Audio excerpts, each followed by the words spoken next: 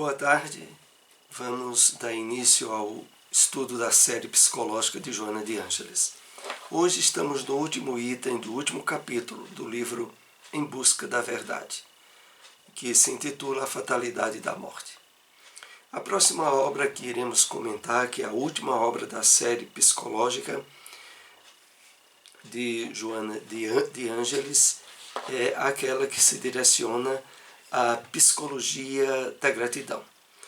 Mas vamos para a introdução do nosso tema dessa tarde.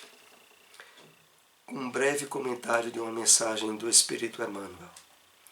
Extraída do livro Cartas de Paulo, Evangelho comentado por Emmanuel, é a passagem da primeira carta aos Coríntios, capítulo 4, versículo 2. Separamos esse parágrafo. Recorda o olhar vigilante da divina providência, que nos observa todos os passos. Lembra-te de que vives onde te encontras por iniciativa do poder maior, que nos supervisiona os destinos. Então vamos aqui fazer alguns apontamentos para iniciar o nosso estudo. Emmanuel começa a dizer algo que, a princípio, todos nós já deveríamos saber. Por isso ele inicia dizendo, recorda. Recorda, te lembra, porque isso é um fato. O olhar vigilante da divina providência que nos observa todos os passos. Uma alusão também indireta àquele texto de uma das cartas do apóstolo Paulo, onde ele nos diz que todos nós temos uma multidão de testemunhos, de espíritos que nos acompanham. E aqui Emmanuel faz a referência, claro, àqueles que nos acompanham, providenciando as possibilidades ideais para o máximo aproveitamento da nossa presente encarnação. E aí ele prossegue. Lembra-te de que vives onde te encontras por iniciativa do poder maior, que nos supervisiona os destinos. Aqui fazendo outra vez alusão a algo que é preciso tenhamos com absoluta certeza. Nós estamos no lugar ideal, com as companhias ideais, com as possibilidades ideais, ao máximo aproveitamento da nossa oportunidade evolutiva através da vestimenta física. Então, é nesse sentido aqui que Emmanuel nos direciona. Primeiro, a consciência do amparo da espiritualidade benfeitora, providenciando, orientando, sugerindo nos nossos passos aonde o lugar ideal, a situação ideal e as possibilidades ideais, a providência divina nos coloca em benefício nosso. Vamos então iniciar o nosso estudo, A Fatalidade da Morte, último item do livro Em Busca da Verdade. O fenômeno biológico da morte faz parte do equivalente em relação ao nascimento. A aglutinação de moléculas que se reúnem e se desarticulam quando ocorre a anóxia cerebral. O oposto de morte não é vida, mas renascimento. Sempre se está na vida, quer no corpo físico ou no corpo espiritual. Mas nós sempre estamos na vida. Essa é a primeira reflexão que Joana nos convida nesse tema a termos bem definido em nós. O oposto da morte não é vida. O oposto da morte é nascimento, renascimento. Porque a vida, ela é perene, ela é contínua. Quer estejamos reencarnados ou não. A morte é, portanto, o término do fenômeno biológico, encerramento de uma etapa orgânica na qual todos os elementos constitutivos do corpo físico se diluem e se transformam sob a ação poderosa da química presente em a natureza. Aqui é interessante que, à medida que a temática vai avançando, nós somos levados a um nível de consciência, de perspectiva, aonde deixamos paulatinamente de nos observarmos como corpos, mas sim como espíritos que temporariamente se revestem da matéria física, que é nada mais do que um complexo de fenômenos biológicos que vão se realizando ao longo da nossa encarnação. Esses compostos se aglutinam, constituem os órgãos e, no fenômeno da morte, se desarticulam e liberam definitivamente o nosso espírito. Desse modo, o significado psicológico mais valioso da existência corporal é a conquista valiosa da imortalidade, na qual se está mergulhado, mas que se torna lúcida e plena após a desencarnação. Então, quando o Joana coloca aqui o significado psicológico mais valioso da existência corporal, é a conquista valiosa da imortalidade. Aqui tem um sentido todo especial, porque se refere à consciência desperta dessa imortalidade, e que normalmente só vai ocorrendo de forma definitiva como conquista do nosso espírito, à medida em que vamos despertando a consciência dessa imortalidade. E isso se dá na mesma proporção em que passamos a valorizar, a direcionar atenção e cuidados aos valores do espírito, a conquista das virtudes, o despertamento espiritual nosso, como é trabalhado na psicologia de Joana. São eles os fomentadores dessa consciência de imortalidade. A jornada humana no corpo deve constituir a meta plena para reencontro com a vida total. Portanto, todos os investimentos mentais, morais e psicológicos necessitam voltar-se para essa realidade, tendo-se em vista a impermanência do corpo físico.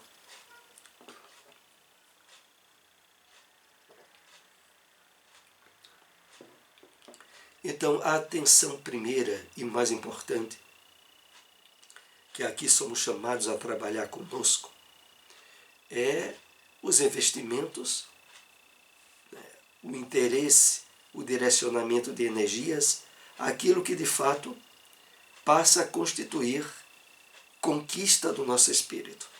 Os investimentos mentais, morais e psicológicos, que necessitam voltar-se para essa realidade. É por isso, meus amigos, que para as pessoas materialistas que direcionam toda a sua atenção, todo o seu interesse para as realizações de ordem física, na satisfação dos instintos e dos apegos de ordem material, há quase que uma espécie de aniquilamento das potencialidades do espírito, fazendo com que o envolvimento com a ilusão material dificultem ao espírito a libertação, a própria desencarnação, quando retorna à realidade espiritual da vida. Considerando-se a imortalidade como a grande meta definitiva, cada instante da viagem corporal representa oportunidade valiosa de crescimento iluminativo, investimento psicológico precioso para a conquista da saúde integral, aquela que procede do interior para o exterior. Essa conquista dessa consciência de imortalidade, ela vai estabelecer um nível de harmonia e de paz psicológica, emocional, que atrelam-se, estão profundamente ligadas ao estabelecimento da saúde integral. A saúde onde se intercambiam os fatores fisiológicos, psicológicos, emocionais e espirituais. Esse nascer e morrer na esfera física propicia ao espírito a conquista da incomparável plenitude, etapa a etapa. É assim que tudo serve, que tudo se encadeia na natureza, desde o átomo até o arcanjo, que também começou por ser átomo. Esse texto final é uma referência literal a uma passagem do Livro dos Espíritos. Mas voltando aqui ao início desse slide, esse nascer e morrer na esfera física propicia ao espírito a conquista da incomparável plenitude, etapa a etapa. Ou seja, o próprio trabalho da lei do progresso que vai se efetuando em nós, à medida que nós reencarnamos e desencarnamos, ela vai sendo o elemento vitalizador dessa carreira evolutiva na qual o nosso espírito invariavelmente terá que percorrer. A referência ao Livro dos Espíritos é bem clara nisso. Nós evoluímos do átomo até o arcanjo, paulatinamente, etapa a etapa, através do processo da reencarnação. Desde os primórdios do Self, quando surge nas formas primárias, o seu despertamento ocorre através do encadeamento das experiências carnais, em sucessivos renascimentos corporais, permitindo que se agigantam a pouco e pouco as potencialidades nele adormecidas. Aqui a alusão a que havíamos comentado anteriormente. Há um encadeamento, há uma espécie de estímulo contínuo pelo processo da reencarnação, pelos renascimentos no corpo, a serem instigadores, a forçarem o espírito na sua escalada evolutiva. Herdeiro das próprias realizações, é o artífice da saúde e da doença, da sabedoria e da ignorância. Responsável pela sombra, pelo anima-os, pelo ego que se deve infundir no eixo equilibrado com o self, que os precede e os sobrevive.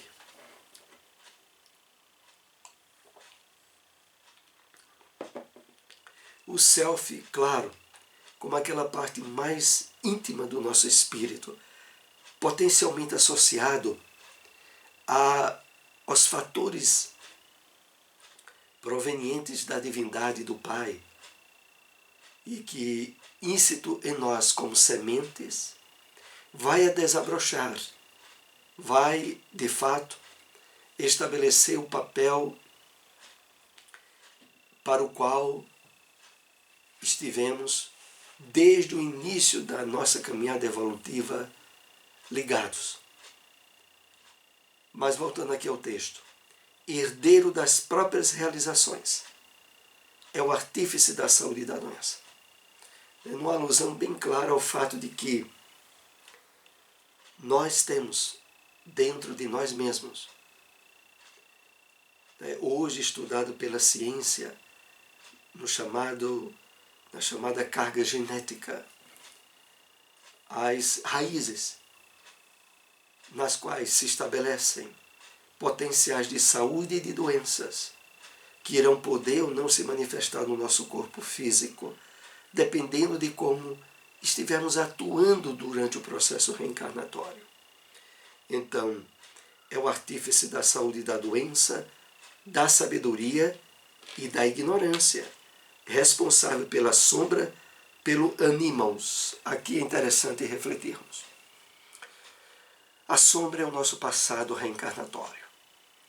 É todo o manancial de valores presentes no nosso inconsciente, aonde também estão incluídos, quando Joana faz a referência ao animals, os fatores associados às reencarnações no sexo masculino ou no sexo feminino, e que deixaram elementos em nosso inconsciente e que estabelecem também um campo vasto nas conquistas e nas experiências do espírito.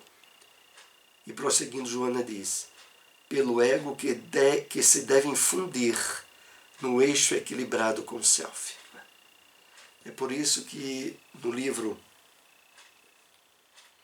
que já estudamos da psicologia de Joana de Ângeles, Jesus e o Evangelho à luz da psicologia profunda, nós sabemos que o Cristo integrava em si todo esse potencial animals pelas conquistas multimilenares, muito antes que a Terra tivesse sido criada, aonde o Cristo estabeleceu as suas conquistas, hoje facultando a nós, desde o seu exemplo maior, o estímulo para que nós também o consigamos. O prosseguimento da inteligência e do pensamento, além da esfera carnal, representa o mais extraordinário sentido existencial pelo abarcar de todas as expressões da emotividade e dos outros demais sentimentos. Então, a alusão aqui é bem clara. Após a desencarnação física, temos o prosseguimento natural de todos os potenciais já conquistados na área da inteligência e do pensamento. E que são eles que representam o extraordinário sentido existencial que sobrevive à morte do corpo e que continua na sua caminhada evolutiva em novos campos vibratórios, até vir a necessidade de retornar às experiências corporais. Também quando aqui ela diz, pelo abarcar de todas as expressões da emotividade e dos outros demais sentimentos, porque de fato, no campo psíquico, atrelado à inteligência, ao pensamento, estão todas as possibilidades de sentimento e de emoções que a criatura humana expressa durante a sua vilegiatura carnal e que prossegue com ela mesmo após a desencarnação. A morte, portanto, ao invés de temerária, é o veículo que conduz o ser imortal ao seu destino, proporcionando-lhe, quando terminados os renascimentos carnais, a total conquista do self, do luminoso, da individuação, da felicidade plena e sem jaça. Muito importante aqui esse último conteúdo do livro que iremos comentar. Primeiro, Joana chama a atenção para nós de que, bem conscientizado das perspectivas que a psicologia espírita nos dá, a morte deixa de ser um investimento temerário. Pelo contrário, é o veículo que conduz o ser imortal ao seu destino. E continua Joana, proporcionando-lhe, quando terminados os renascimentos carnais, a total conquista do self, do luminoso, que é a conexão com o sagrado, com o espiritual, da individuação, da felicidade plena e sem jaça, que é aquele estado de iluminação, de samadhi, das doutrinas orientais, aos quais todos nós estamos destinados. Aqui nós concluímos o estudo desta obra. O próximo livro que iremos estudar, que é o último da série psicológica, a Psicologia da Gratidão. Agradecemos a todos que nos acompanharam nesse rápido estudo. Até o próximo domingo e, se possível, compartilhem essas informações. Uma boa tarde a todos.